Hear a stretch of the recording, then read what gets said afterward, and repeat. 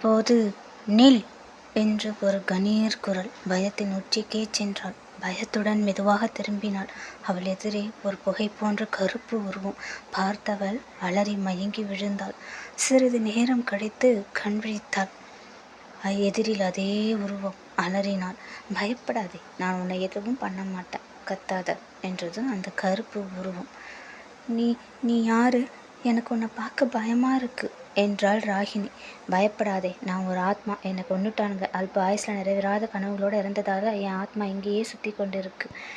எந்த 4 பேர் துரத்தி நீ இங்கே வண்டியோ அதே நாளுங்க தான் என்னையும் கொன்னானுங்க. பாவிங்க, அநியாயமாக என்னை சித்திரவதை பண்ணி கற்பழிச்சு கொன்று இங்கேயே என் உடம்பை எரிச்சிட்டானுங்க என்றது ஆன்மா. இந்த வீடு காட்டுக்குள்ளேயே இருக்கிறதுனால எனது அலறணும் யாருக்குமே கேட்கல. என்னை இப்படி கொன்னதால நான் ஆத்மாவாக இங்கேயே இருப்பேன்னு நினச்சிக்கிட்டு என்னை கொன்றதுலேருந்து அவங்க யாரும் இந்த பக்கமே வரதில்லை. என்னாலேயும் என் எல்லையை தாண்டி போக முடியலை. அதனால் அவங்க தப்பிச்சுக்கிட்டே இருக்காங்க.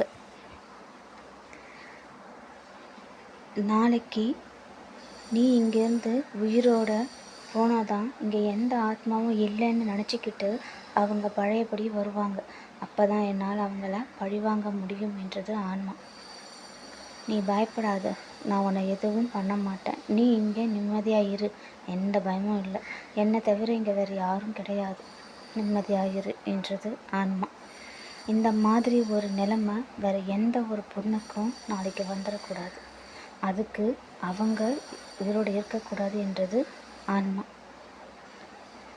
நான் போய் ஊரில் எல்லார்கிட்டையும் சொல்கிறேன், உனக்கு இந்த மாதிரி ஒரு அநியாயம் நடந்துச்சு, அதுக்கு காரணம் இவங்க தானே நான் ஊரில் போய் சொல்கிறேன் என்றாள் ராகினி. சட்டப்படி அவங்களுக்கு நான் தண்டனையும் வாங்கித்தரேன் என்று கூறினாள் ராகினி.